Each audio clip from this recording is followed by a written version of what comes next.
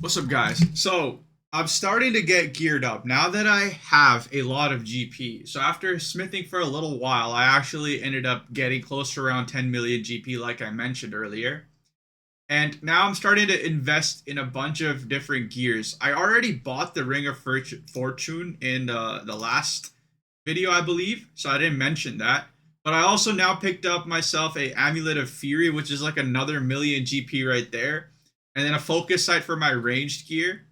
And I'm slowly starting to invest in these like different quality of life items and situations to make my gameplay that much easier.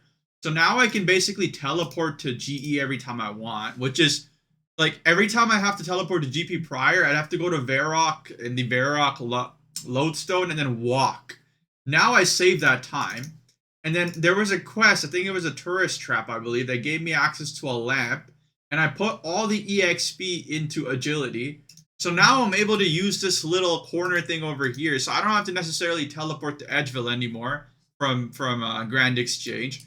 So I'm slowly starting to unlock these different aspects of the game to make the gameplay faster and easier.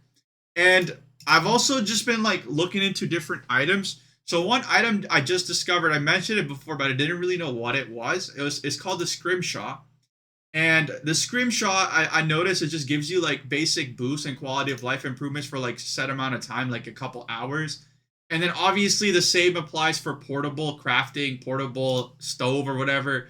There's all these like different items because previously it used to be. By the way, I'm doing my bears quest. If you still haven't seen it, if you haven't seen that, I haven't finished it yet. It's my Slayer task. Um. Anyways, what I was saying was previously when we used to play the game 15 years ago, that you were limited to whatever was available near a bank, and if it wasn't near a bank, you would have to spend quite a bit of time walking to banks back and forth. So the game was somewhat AFKable, but not really. Like there were fully AFKable parts like rock crabs back then, but like now it's, if you're trying to do fire making, you can use the bonfire flow and literally you don't have to move an inch because back then fire making you literally have to spam one by one every single time. And I think it's still the case for most of the OSRS skills. So that's kind of how I was playing the game at first, and I was trying to save my GP because again, a couple episodes before I said I keep running out of GP. That was another problem, and I kept trying to save my GP as a result. And reading the comments, I'm starting to picking up and realize like that's not the way RS3 is intended to be played. The difference between OSRS and RS3 is RS3 is super, super AFK friendly. It is super automatable. It is like a night and day difference between the automation like available to you. It actually kind of reminds me of Pal World. I don't know if any of you guys have played Pal World, but you are actually supposed to put down the portable crafters. You're supposed to put on a scrimshaw. You're supposed to use potion of aggression, whatever it is, to basically go AFK for 10 minutes at a time. And that way you're able to slowly progress, but like over time it's very minimal like time investment. And I'm starting to pick that up. And it's been making such a big difference, just like these little tiny little improvements.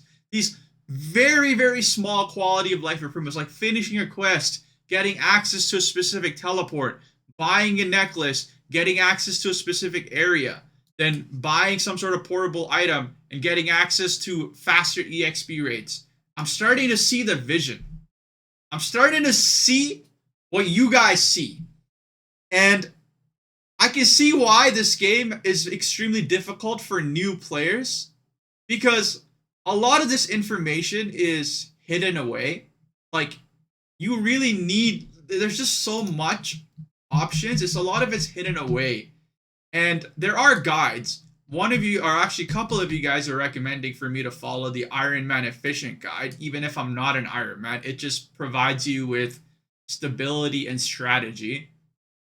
But like, think about it for a second. A new player coming and playing this game will not even know what an Iron Man is. I promise you they won't know what an Iron Man is. They'll think it's like from Marvel, like Iron Man, Tony Stark. They'll be like, well, RuneScape has Tony Stark? It's not like a very accessible piece of information or guide. So I mean, up until this point, now that I've played this game enough, I'm actually at 660 total levels, which like we just double that literally every week, basically at this point. But now I'm starting to, grasp the different aspects of the game. If I go and read the Iron Man guide now, I think I'll make more sense of it. I don't think the Iron Man guide is really good for players starting on day one. It's just gonna be way like some of the stuff I took a peek at it, right? Like it's obviously very well put together, very well written. But one of the big problems with the Iron Man guide is like it's super technical. It kind of assumes you know the game a little bit, right? And like that is a huge problem with the game, and I guess the community too. Because if you ask any questions in the Reddit community, everyone just kind of assumes you know like some of the game or you're pretty well experienced with the game, and everyone answers questions with super technical answers, right? Super like hyper specific areas. They'll be like, oh, just do this, just get this item. This item requires like X quest that requires like 50 smithing, 20 crafting, and you don't even know how to get to 50 smithing or 20 crafting. And 50 smithing, there's like, you know what I'm saying? It's like a tree with branches opening up, and every single recommendation you provide someone, it has like 40 branches associated to it. And that is a big I would say that is a big barrier as to why this game struggles to get new players. Now, I think with the way I'm approaching it, because again, I'm not approaching it in a very efficient manner, right? Oh my god, am I gonna get killed? Not like almost under. I'm gonna die for the second time. Maybe I should have brought some potions. Let me go do that. Hey, look, I'm using my quality of life grand exchange teleport. Wow. I think I'm playing the game exactly how a new player should. Because again, there's like some people in the comments that are like, "Oh, boo-hoo, you're a new player, you're a noob." Shut the fuck up, bro. Like, yes, I'm a new player. Like, what are you talking about? Why would you expect a new player? Like, you're expecting. Think of me as a newborn baby, right? You don't expect a newborn baby to start running. Like, you're like, oh, ha ha, that baby can't run. Ha ha ha. I'm obviously not gonna respond to you. If you say shit like that, my response to you is calm down, little bro. That's my response to you every single time. Because you have to think of it from like a newborn baby's perspective. There is a newborn baby doesn't know how to walk, crawl yet, doesn't know how to speak yet. You cannot explain concepts to a newborn baby yet because the newborn baby does not have the set of tools and knowledge, the basic set of tools and knowledge to learn to begin with. So before you teach them anything, they almost need to learn how to speak first. Then after they learn how to speak, do I have a range spot here somewhere? After they learn how to speak, then they need to learn how to crawl. After they learn how to crawl, and like all of this needs to be like a self-directed loop, because you can't put a newborn baby into a car and expect them to learn how to drive. Like there has to be like it almost think about it for a second. Why do in Canada at least a person can't get a driver's license until they're 16? So that means 16 times 365, which is like what, 40 to 50,000 days? 40 to 50,000 days worth of experience is required prior to them driving. So it is quite interesting to play this game and to interact with the community. I'm not talking about the people in the comments. The people in the comments are great, but interact with like the community on Reddit and seeing this massive disconnect. And the people always on Reddit, I've noticed this common trend. They're like, no new player will ever touch this game. Why not? I think this game is absolutely beautiful and amazing, and a new player would greatly enjoy it. I can see why a new player would struggle to get into this game. Not only because of the game itself, but because of the narrative around this game, right? Like this whole narrative, some players have a bit of an ego, like like, oh, I know this game very well, ha ha ha. Like, great, but like, don't you want to enjoy this game with other people? Don't you want this game to grow? Don't you want this game to hit its potential? And that's where exploration is so underrated, man. It is so underrated. I encourage you guys, if there's a friend who starts this game, instead of spoon feeding them information, I highly, highly, highly encourage you to just get them to explore a little bit. Get them to explore and maybe even direct them towards some like not a guide video, but a YouTube video that explains the lore, the storyline like the world of Gielinor, the different maps, the different characters. Like maybe like some of the more intuitive, interesting quests. Not necessarily the most useful quests, more so the story building, world building quests, right? Like Dragon Slayer is such a good quest for that.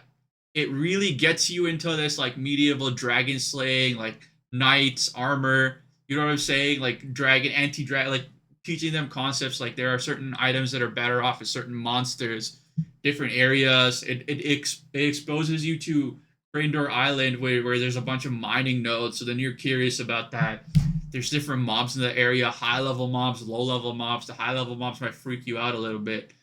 I feel like that would genuinely be such a strong way to hook the new player in and to really get the new player interested and into the game.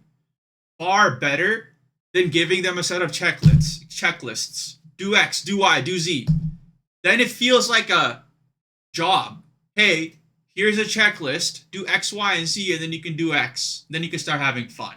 But the fun part, truly, the fun part is the discovery, the learning, the making stupid mistakes, the interaction, the random clan invite that you get. I got randomly invited to a clan. You know what I'm saying? They're offering to help, and I really appreciate that. I mean, I'm not gonna ask them questions or ask for help primarily because I'm trying to avoid being spoon-fed information about this game. But like that interaction on its own was such a beautiful moment. If you really think about it, I know you get some of you guys, oh, this cringe ball, like you're making such a big deal, but like for real though, like imagine you're walking down the street and somebody's like, hey, come join me. You know, we'll help you out. Those types of interactions, they happen sometimes in the real world, but rarely. But like, that is how I would want the world to be. And like, that is why parts of RuneScape is so fun and exciting, because it does happen. People are always willing to help. People are so eager to give me GP when I genuinely don't want GP. I don't want people to give me stuff. The point is, I want to learn this game truly the way it's intended to be, with as little bit of hand-holding. And I think the experience that I want to share on YouTube is more so like a different perspective. Because a lot of you guys are probably veteran players that play this game for 15, 20 years. And you know, like over time, if you do something long enough, it gets boring, right? Like maybe you guys are still enjoying RuneScape to that extent, and power to you. But I know that when I play a game for a long time, I get bored of it, especially over 10 years. So I'm treating this as like a Netflix series, like of a completely different perspective, a completely different lens of how this game is consumed and enjoyed. And maybe that gives you like, or revives that excitement for this game for you, similar to how I am super excited about this game right now. Because I promise you, I am so interested on weekends now. Like honestly, like prior to this, I know a lot of people like weekends, but I never cared for weekends. I mean, maybe if I had a shit job, I would. But like my current job is actually quite nice, so I don't really care about weekends like that. But I'm starting to look forward to weekends again because I only do questing on weekends, and there's a reason for it, right? Because I explained to you guys my work is pretty sporadic. Like, you know, I'll have like 10 to 15-minute breaks in between. But obviously for quests, I want to fully immerse myself and actually read the logs that I don't usually do, which is one of the reasons why I don't enjoy or wasn't enjoying games as much as I would hope to have. But now I'm looking forward to weekends because I was like, oh my, what bunch of quests will I do this weekend, right? And then weekdays I treat primarily to like resource mining. And so you will see a pattern in the videos. Obviously, the problem with the videos is like sometimes I'll upload multiple in a day. So it kind of messes it up. You might see a weekend video uploaded on a Tuesday, but you will kind of see a pattern, right? Like you will see like 5 days worth of just mining and AFKing, and then 2 days of like active gameplay, active like, oh, I just did this quest. And then you'll see another 5 days of mining and game. And like, this is kind of like the habit I'm forming right now naturally. Obviously, it would be nice to do active stuff every day, But that would require me to like do this full time or something. I don't know, like become a full-time streamer. We're far from that. By the way, the growth on this channel is kind of surprised me, okay? I got a head start because of Digimon and like a lot of, for those of you who don't know, I actually make Digimon videos. This was more of a spin-off channel for RuneScape because I was looking for a different game because I was getting bored of Digimon. And I wasn't expecting this channel to start gaining traction because again, YouTube channels take a while to gain traction, like genuinely speaking. It takes at least, I would say, 6 months to gain your first, like I would say, 10,000 views. And it's been about 2.5 weeks, I would say. And we're already 7K views. So 3K views away from 10,000. Uh, we're way basically I didn't expect this much traction. It's clear that people want RuneScape content, specifically RuneScape 3, because I feel as though there are already so many OSRS creators that is super heavily like served. Whereas RuneScape 3, I think, aside from guide content, which a lot of players have released already, I think people actually want to see gameplay, but not like let's play. Because this isn't this type of content that I'm making is not let's play, right? It's like it's a combination of a diary book, like Diary of a RuneScape player, summarized and condensed with commentary. Like it's not like me clicking around doing random stuff and half of it's like dead silent. It's literally you guys get a daily update of what I'm doing, and it's like I said this before over and over. It's like a Netflix series. So, anyways, if you made it this far, I ask you for one request, guys. One request. I usually ask you guys to like the video. You don't have to do that this time. Please subscribe. I need about 1,000 subscribers to really push this channel. I think we're at like 60 last time I spoke. But like that's my request for this video. If you made it this far, you don't have to like it. Don't do it. Forget about the like. Please drop a subscribe. I would greatly appreciate it. And I thank you guys all for watching. Thank you guys all for the growth. I make a commitment. I will continue posting on this channel for at least a year. Okay, this isn't going to be one of those channels where I start posting and then, get bored, because I have strategically made my gameplay loop specifically to be engaging, to be a self-fulfilling loop. So I will continuously play as long as I can for at least a year. And let's see where we go. Anyways, guys, thank you so much for watching. I'll see you next one. Peace out. Bye.